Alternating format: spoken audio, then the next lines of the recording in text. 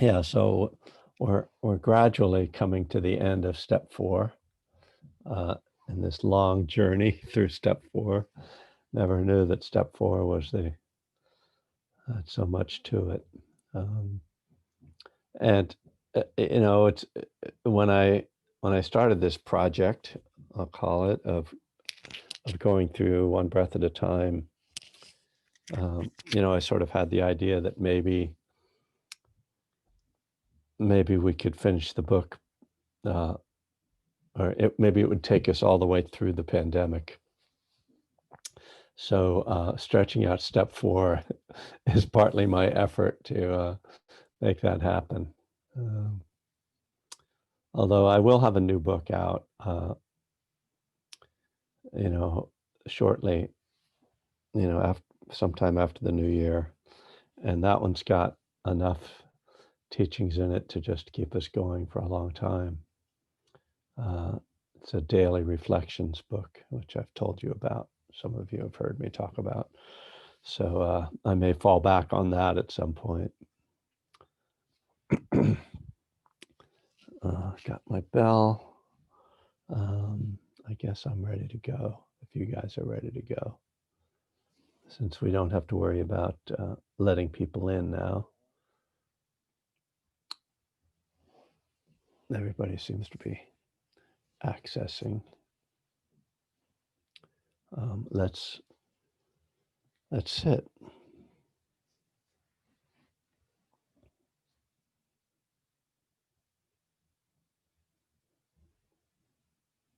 Watching you all settling in.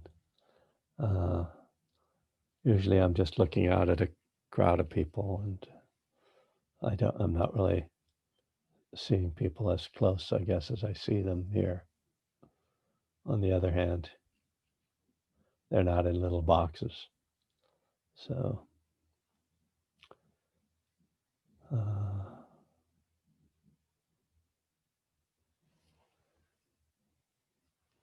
just settling into a comfortable posture. You can close your eyes or just lower your gaze.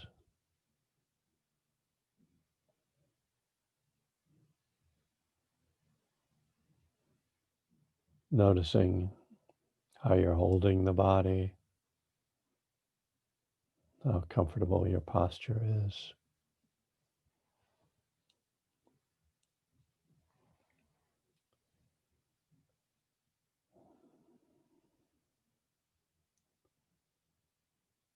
And trying to relax the body.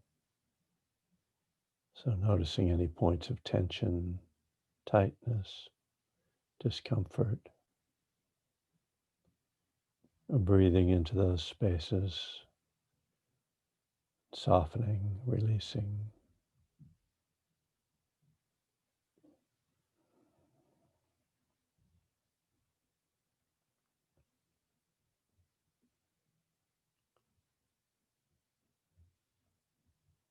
We very naturally relax when we feel tension.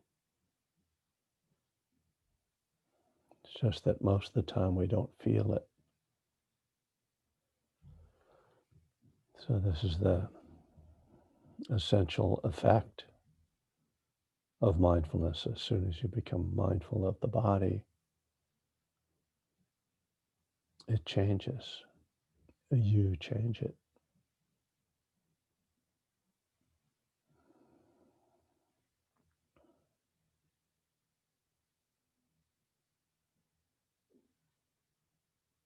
So that relaxing has a settling effect on the mind as well.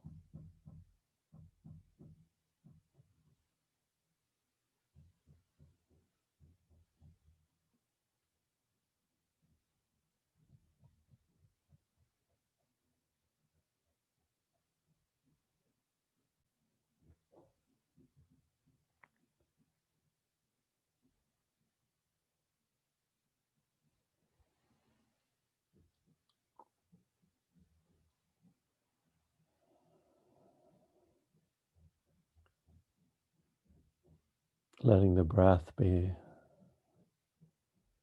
both an anchor and a calming mechanism. So as an anchor, the breath is a concentration object or a focal point.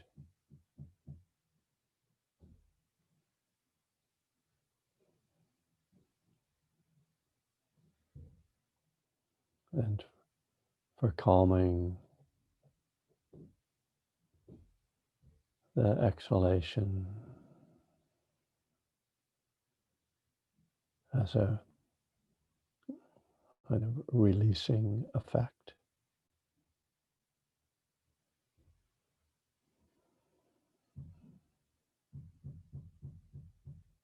And when you're working on that aspect of your practice, you might slow your exhalations a bit.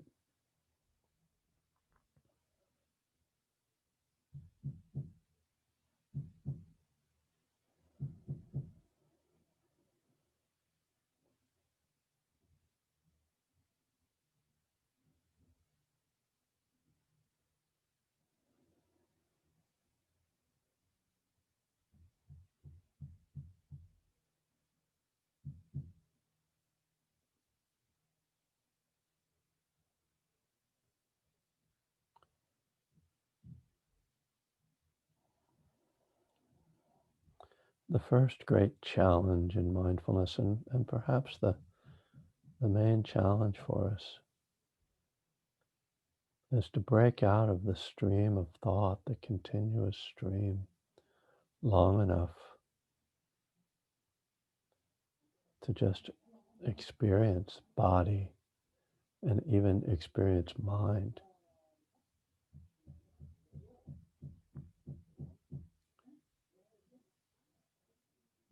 That stream of thoughts, which also has a kind of energetic quality to it,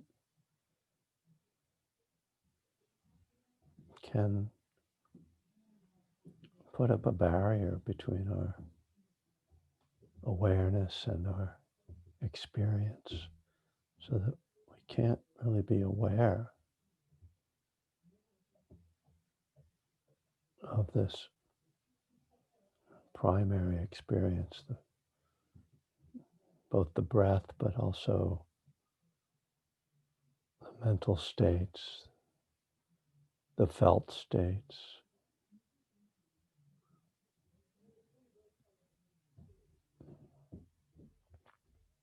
So this is where perhaps we need the most effort. And again, with effort, it's tricky. It's always tricky because we're striving or fighting, struggling. We're just creating more blockage.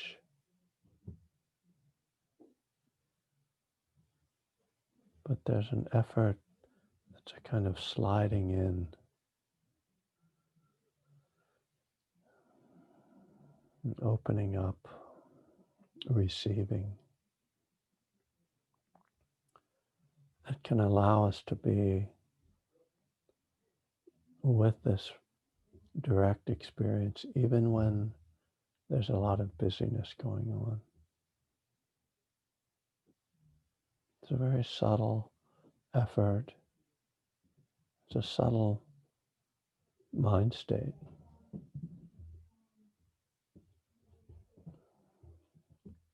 So it takes some practice to find that, and it also takes some determination. It's easy to sit down to meditate and sort of half meditate. You sit there, you feel the breath now and then.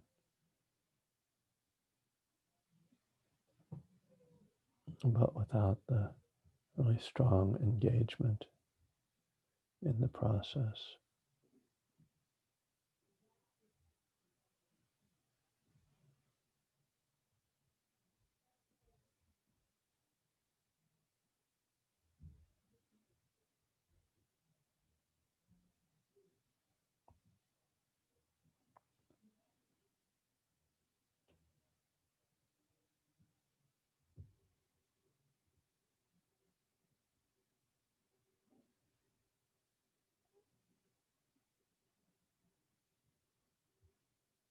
part of that blockage is a resistance to feeling dukkha,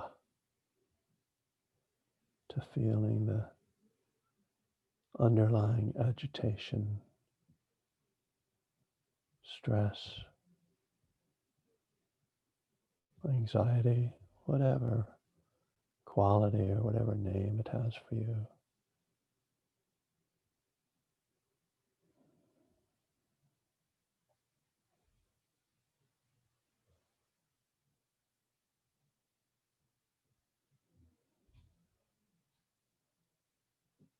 And the reason there is a steady stream of thought is because of that energy. And so, in order to be present, to really feel and be aware of what's in the mind and body, we have to feel that dukkha.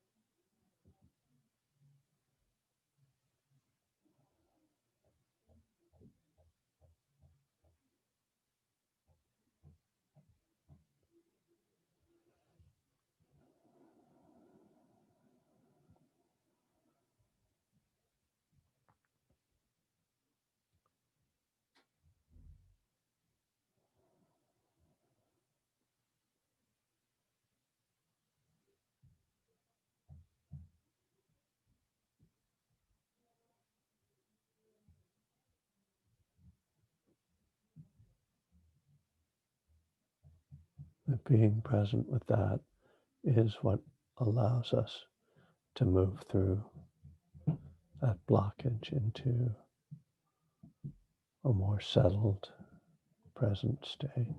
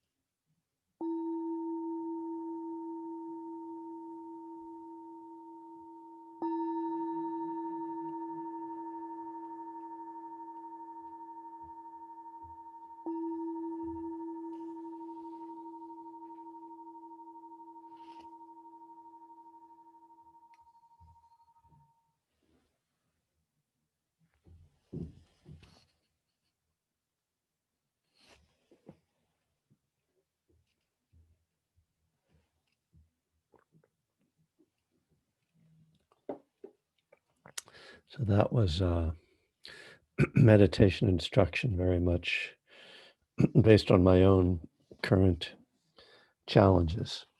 Um, when you meditate for years and years, and you go on lots of retreats, and then you practice meditate every day. It's hard for it not to become kind of rote and get kind of stuck in different kind of gullies in your practice, and it's with daily practice. Certainly, as a teacher, I encourage people to be very kind of accepting of whatever's happening. Not being sort of uh, over striving or judging themselves. Just kind of put in the time, and I do think that's the number one instruction. But it also, as with any single instruction, it has its limits, uh, whereby that can become a kind of a laziness in practice, and that's one of the places that I tend to fall into, um, because it feels like, well, I showed up, I meditated, I went, I sat on my cushion, I had my eyes closed for this certain period of time, and that should be enough. and and then so I just, like, in the last couple of days, I kind of was just challenging myself to try to find something more, uh, to to try to find a more direct experience of mindfulness, essentially. Um, and that's why I was kind of describing our practice today as kind of this blockage, and I suspect that virtually all of you had some idea what I was talking about if you were listening. I know when I hear guided meditations, I often kind of space out and don't hear it. So, uh, but that feeling of being like one degree of separation from your actual experience, and especially if you've had some deep experiences of meditation, and you know what it feels like, and when you're not there, and where it kind of feels like there's just a wall there and you don't know how to push through it, and I mean, you might strive some, but that, like, just like trying to make it happen isn't really the thing, and yet and then and it's like, but you can't, doing nothing isn't the solution either. And so as I was trying to get at this subtle way of moving into really being with what's happening, without efforting, but without being passive as well. And so it kind of, I've had this experience over the last couple of days, and this morning when I was sitting before the class, of kind of finding my way in there. And it really, it kind of reminds me of beginner's mind, really. And if you're not familiar with that term, it comes from Suzuki Roshi's kind of classic book, Zen Mind, Beginner's Mind. And in it, he talks about how, it says, in the beginner's mind, there are many possibilities, but in the expert's mind, there are very few. So, like, as an expert myself, as somebody who's practiced a lot, I can kind of lose uh, that simplicity of just be mindful, what it what's going on. And sometimes, like, I found myself earlier this morning doing a little bit of noting practice, which is where as you're meditating, you just sort of note, oh, thinking, or hearing, because there were sounds around the house, and then thinking, and feeling, and just kind of really pointing to, oh, this is what's happening, and trying to keep it very simple on that very basic level, but that like allows me to like kind of get through that barrier, that seeming barrier, uh, from my direct experience. So I wanted to just share that because that's what's happening. And that's what I'm teaching is what's happening. Uh, if anybody wants to comment, you are welcome to do so before I move on.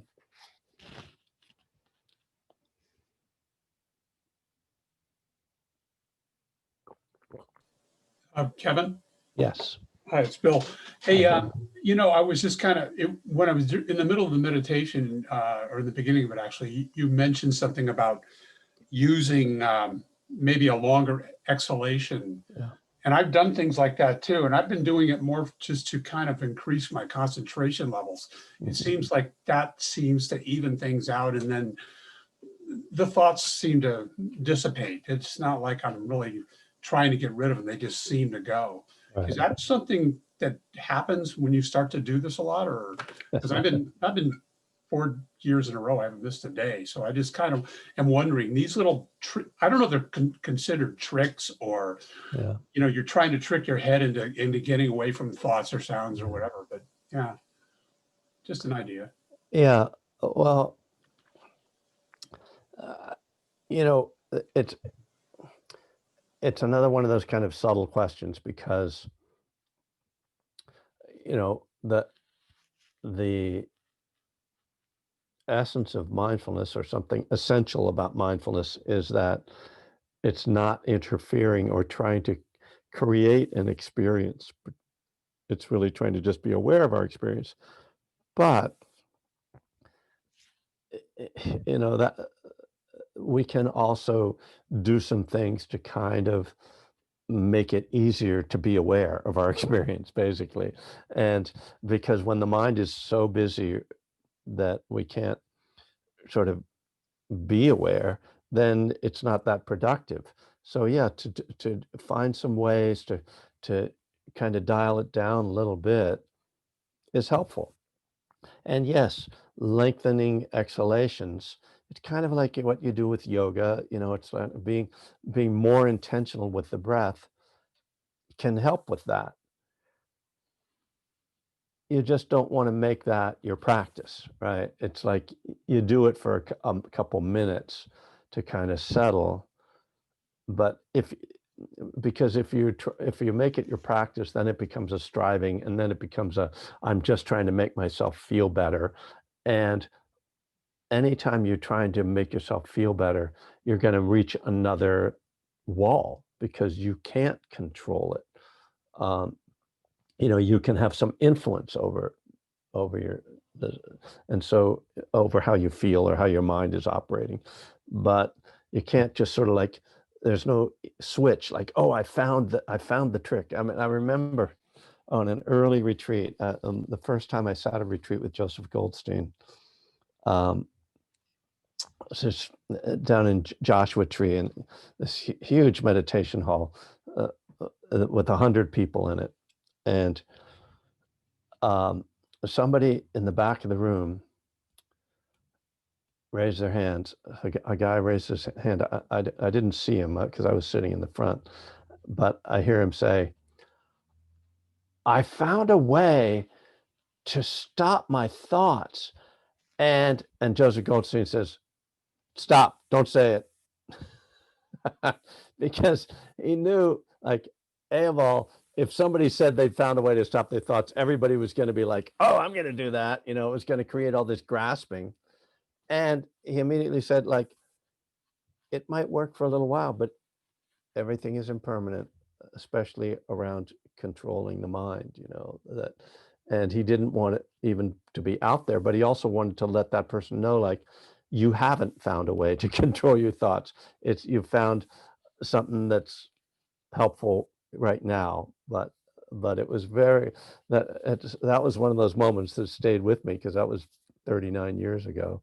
So I remember it distinctly. But so that's what I'm talking about with like, yes, you use your breath this way. You find certain things, you might get into one of those. Sometimes people get like an image of like a computer game where you're like shooting down your thoughts, just and that'll work for 5 minutes, and be like, oh, I found the way to stop my thoughts. And then, it kind of stops working. So you have to be careful with those things. You want to use them sort of discreetly. And yeah, yeah. Thank you.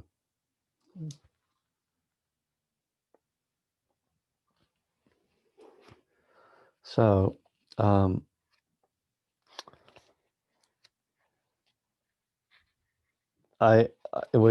we've been, in this lengthy period of time talking about different types of inventory, and I kind of went through all that the other day, and that the last section, or the second to the last section of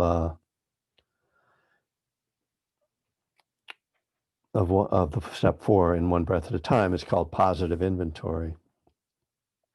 And I just wanted to read a couple little pieces from that and then move on to the last section of it, of the chapter. So it's say often people think of their meditation as two-dimensional, mindfulness and concentration. If these two aren't strong, they feel that their practice is weak. However, there are many qualities that the Buddhist path encourages us to develop. In one meditation group, one of the members, a single mother, talked about how bad she felt that she wasn't able to go on any retreats because she was in nursing school. And between that and caring for her son, who was like 6 years old at the time, she couldn't get away. She felt that she wasn't progressing spiritually. I pointed out that right livelihood is a significant part of the path and that her schooling would enable that, going to nursing school, right? Her care for her son was an expression of great love, another vital part of a spiritual path. That was, I remember this moment with this woman, and it was actually very impactful for me. One of the things that happens as you grow as a teacher is that people ask you questions that you've never thought about before. And I think I had reflected on this in some ways, but this moment sort of gave me it. I was able to, for this sort of idea to coalesce in my mind, and this is what I mean, how it relates to positive inventory, that this woman saw herself as, because her meditation practice, going on retreats, that wasn't getting developed. She felt like, oh, I'm not really growing spiritually. And I was like, what? But you're forgetting about really significant parts of the path: loving kindness, right livelihood, and there's so much besides just sitting on a cushion. So that's one of the things that I think is really important for us. Depending on where we are in our lives, there's it's kind of like, turn, turn, turn. For everything there is a season, and sometimes it's kind of a good way to think of your practice is like, what season am I in with my practice right now? Am I in the season of going on retreats, or am I in the season of cultivating my practice at home, or am I cultivating my speech, or am I cultivating forgiveness, or loving kindness? There are so many aspects of the path, which is, one of the beautiful things that make it so rich. So the last section of this chapter is called More Revealed. So I'm actually going to read, I think maybe the whole thing. It's pretty short. Clearly, there are many helpful tools for inventory to be found in Buddhist meditation. At some point, however, we may find that all these lists and exercises become busy-making, turning meditation into just another attempt to fix ourselves. At that point, it's best to stop and go back to basics, just being present with what is. In the big book, the Alcoholics Anonymous big book, it says that, quote, more will be revealed. unquote, as we stay sober and continue to work the steps.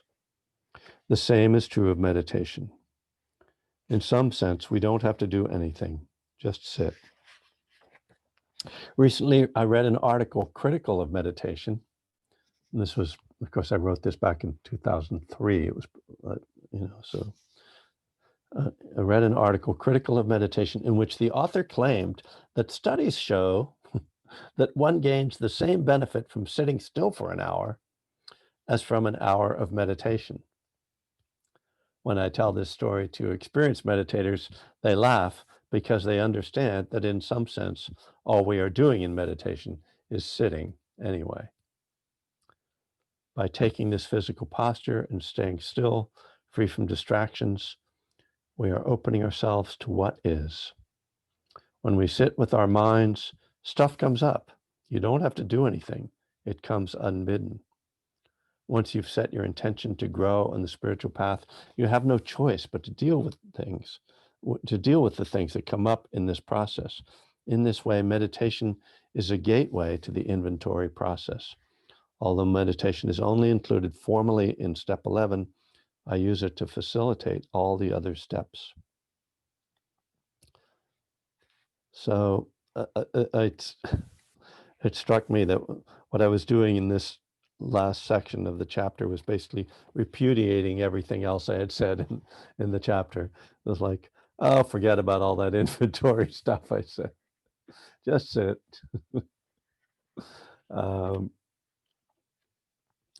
But again, I think it's a question of the middle way, of asking ourselves what's called for at any given moment, and looking at that. I think that's the ever-present challenge of meditation, and it's why I was talking about this guided meditation today, because that was very much, a response to what I've been dealing with in my own practice. And so, yeah, things like, long exhalations. It's like, okay, that's another tool in your toolbox. It's not the solution. And I mean, I'm a pretty, I have a pretty strong stance that there isn't one form of meditation or one element of practice that is the key. I've been looking at Venerable Analayo's book on the Satipatthana meditation, and it's such a different approach to how I meditate. And it took me a minute or two to kind of see, oh, what's he doing that's different from, well, why is he taking this approach? And because his approach to mindfulness of the body, first of all, his project is to kind of try to figure out what's the essence of what the Buddha was teaching in the Four Foundations of Mindfulness, which is an incredible project, and he's a scholar, and so he's coming about at it through both the lens of a scholar who is translating multiple different versions of the early Buddhist teachings, but he's also a committed and very deep Buddhist practitioner. But so he takes apart the Satipatthana Sutta and the first foundation of mindfulness, which is awareness of the body. And he says what he thinks are the three most important elements of it are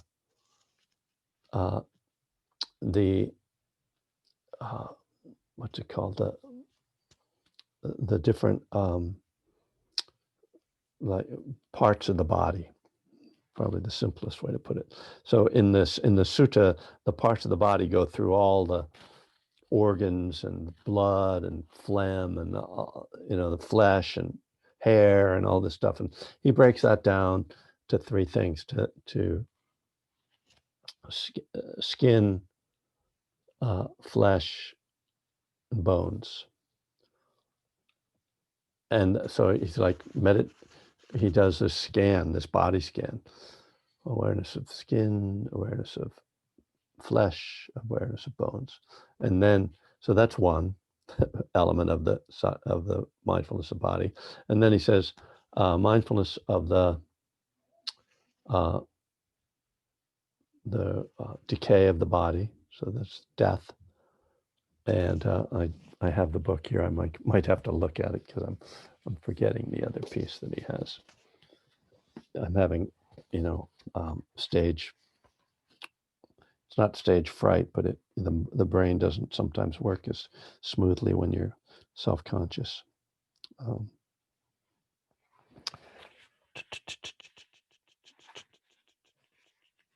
just the skin, flesh, bones. Oh, the elements, right? The 4 elements: earth, air, water, fire. So, and I'm like, but wait, aren't you forgetting about the breath? Like he's doing like, the parts of the body, the anatomy, the elements, and awareness of death. And I'm like, that I don't meditate on those things. I mean, I reflect on death a lot, but just because I'm old. But and then I realized, oh, I use the breath because I'm trying to cultivate concentration. He is talking about a practice whereby your concentration is already developed. And that then what he's trying to do is cultivate insight. So these are really insight practices but they depend upon a fairly strong degree of concentration. And so, I look at this, I'm like, well, this is really great. And I can see how it's really powerful for transformation, but it's the type of thing that I would want to be on a retreat to do.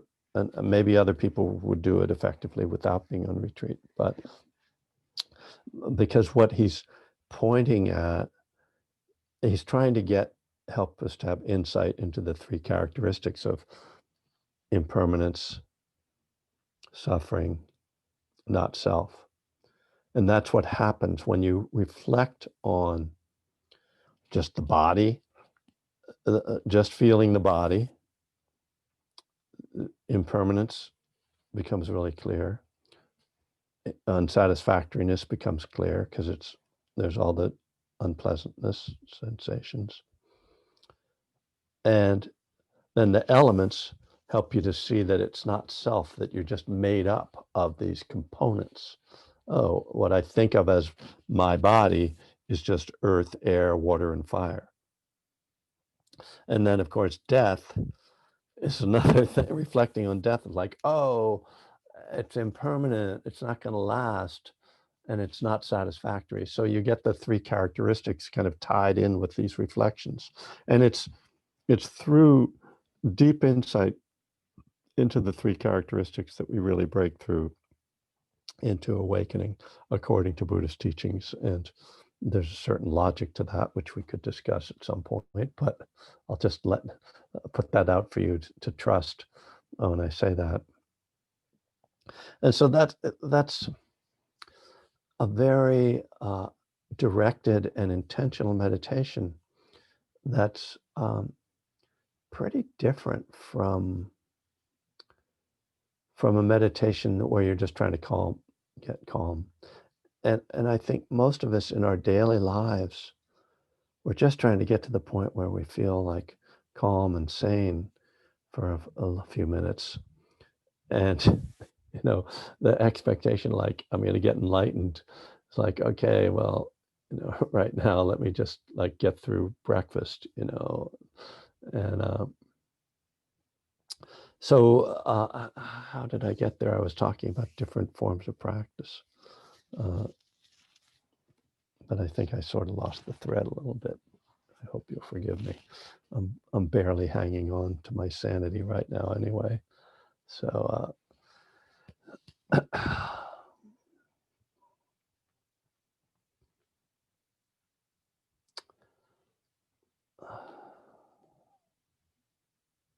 I did notice in my book that there's a guided meditation in case you're interested. Right in this, the last section of step 4 it says meditation exercise, noting the hindrances. So if you're interested in seeing some suggestions about that, if you have the book, it's actually, the instructions are pretty good. And, whereas, as I was saying, when you listen to a guided meditation, sometimes you zone in and out on it. Sometimes if you are trying to learn meditation, and I know some of you are very experienced, so this isn't so much for you, but if you're someone who's trying to just really figure out how to practice, this would probably be a good thing to read. And actually, it's one of those things you could kind of go back over, kind of reflect on, because it's got some pretty good instruction, very, very standard instruction, nothing original to it, but might be helpful for people. All right, then. So we are one week away from a moment in history that we've been looking forward to for a while. And hard not to be just enveloped in that. But I'm not going to get into that. So just commenting there. There's some time left, and so I'm going to open it up for people to share or to comment or question, whatever people would like to say. Thank you.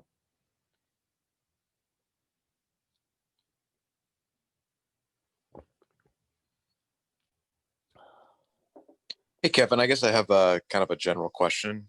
I guess it's kind of step 2, step 3 related. That's where I'm at actually right now, working the steps. And it really has a lot to do with what you talked about today. My question is, like, how do we learn to be content with where we are and at the same time have a desire to want to improve ourselves and recover and heal our traumas and do all these things? It seems almost like a paradox of being but then also wanting to improve. And so I think I struggle balancing those things. Yeah. So, do you get what I'm saying? Oh yeah, absolutely. I get what you're saying. Thank you, Jordan. It's a really good question, and it is a paradox, and as so much of Buddhist practice and Dharma is, there's this inherent paradox in it.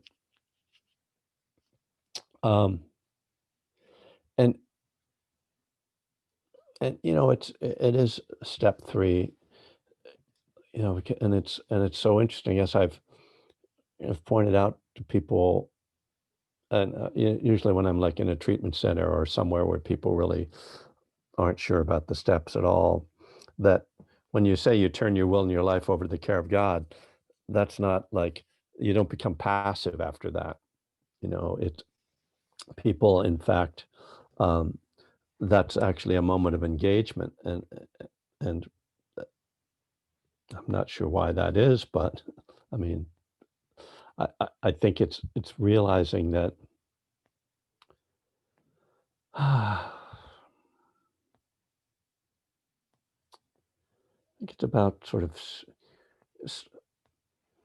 sorting out, and I think this gets at what you're asking, sorting out the difference between what you are responsible for and what you aren't responsible for, and getting clarity around that.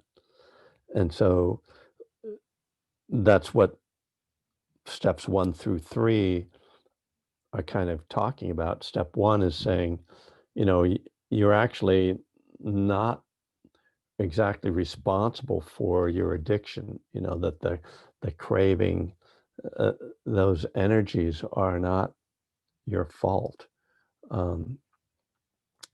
But we know, like, that we have to take the action to stop. So that's one way of viewing it.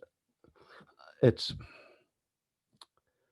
So I guess another thing to say is the way things are right now, I'm not able to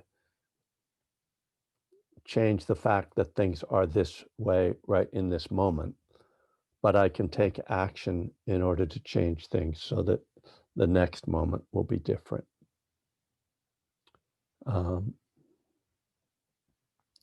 So what that means is that, and so when I talk about the next moment, really I'm talking about the future, probably in a longer sense, that this is just how things are right now. And if I'm agitated about that, then I'm actually not going to come up with solutions for how to improve it. But that if I can find some center in myself, some calm, some acceptance, then I will probably have more clarity in order to take the next skillful action to change things. Is that an answer? I think that's my answer. Yeah, that's great. That's great. Yeah, it's so it's like really finding that wisdom to know the difference between the things that I can control and the things that I can't. And then I guess being at peace, finding serenity with the things that I can't change. Right. And it's not that you can't change how things are. Like it's subtle things like right now it's like this. That's true. Right? And fighting that this moment, fighting that doesn't help, but it doesn't mean that it has to stay like this. But very often the things that we're struggling with, we can see, oh, like right now, I'm freaked out about the election. Okay. And, but it's not until next week. And so if I'm freaking out this whole week, I just have this horrible week. So I keep trying to remind myself, okay, I can't do anything about it now. Oh, what I can do, I'll do some phone banking. Okay. That I don't know what that's going to do. I have to let go of the results of that, but at least I've done something, I've engaged, and then I have to let go. And then, we'll see what happens next week. I wish that were just like a theoretical example. Good morning. Oh, by the way, somebody posted something about phone banking. Oh, Jim, yeah, thank you. Thanks for doing that. Training available, make calls, make a difference. So 2020 victory, is that like, you can Google that, you find that? Yeah, that's that. I know that's the ID that I've been when I type in to do my phone banking, it's like PA Dems 2020 victory. Yeah, good. And just for people to know, like phone banking, a lot of it isn't really fun, which is why, like, people don't do it. But an hour, you can do it for an hour. It's like I can go to an AA meeting for an hour. I can meditate for an hour. I can phone bank for an hour. I can get through anything for an hour. It's not torture. Can I just say, Please, Jim. that once in a while you have a nice conversation with people, Yes. even, and like people who didn't know they could vote early, and you tell them where they can go to vote early. And even I've had a couple of nice conversations with Trump supporters. Mhm. So Yep. It actually can be fun. Yes, that's And right. you get mostly hangups. Yeah, right. Yeah, I keep track of it. And for instance, last Thursday, I actually talked to 10 people who were supporters. And then, like you say, once in a while you get, and it is really interesting when someone will actually engage you, who's either says they're undecided, or they're obviously not, or they're like a supporter of the other side, and to actually have a calm conversation, and respectful, you know, I had a conversation with a guy who said his main issue was killing babies.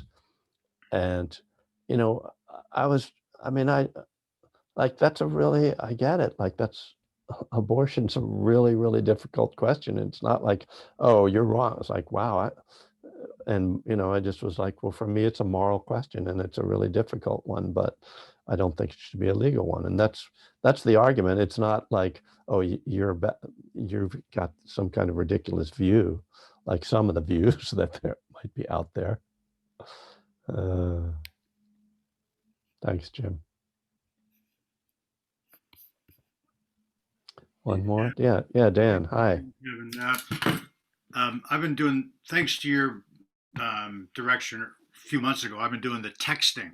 And similarly, I've never seen so many middle finger emojis and how creative people can be with GIFs and things they grab off the internet. You know, it gets pretty weird. That being said, I did have a couple of engaging text exchange, and which made it feel good. And even here, while we've been doing this, I signed up for 4 days before the election to jump in and do some texting. Like you, I want to do something, Yeah. and at least engaging voters. I'm doing it in Michigan. Engaging voters in Michigan, where I know what's going on, is working for me. So I want to thank you for that. Yeah. Don't thank me. Thank you. Thank my daughter. Oh, wow, that's interesting. Yeah, I guess.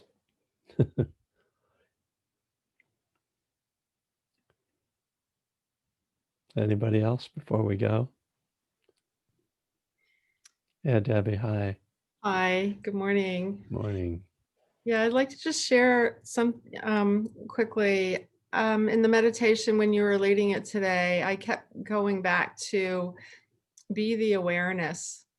I am the awareness. And it kind of gave me a centering point, kind of like the fulcrum of the extremes that are going on right now in our world. And, you know, next Tuesday is going to come. That's not the end, you know? So for me to not allow my emotions to be so extreme on one way or the other, when one side drops, I'm not going to get pounded by the other, or, you know what I mean? The extreme. And with the breathing, the energetic breathing and coming, the energetic breathing, when I was done with that, it just settled me into the calmness. And so one energy feeds the other energy. And I kept coming back to the middle, being, how can I be closer to the center of the fulcrum? And it takes more energy to do that, actually, but the ride is smoother. And so this was very powerful meditation for me this morning, especially during these times, to remember I don't need to ride, you know, the extremes of the emotions or the thoughts. I can come back to center. I am the awareness. I am in this moment. I'm in no other moment. And what is calling for my attention now in an unemotionally hooked way. So I just wanted to share that, thinking it may be helpful. That's great. Beautiful. Thank you, Debbie. That's a great reminder. And yeah, just finding ways to get close to yourself or to your not self, to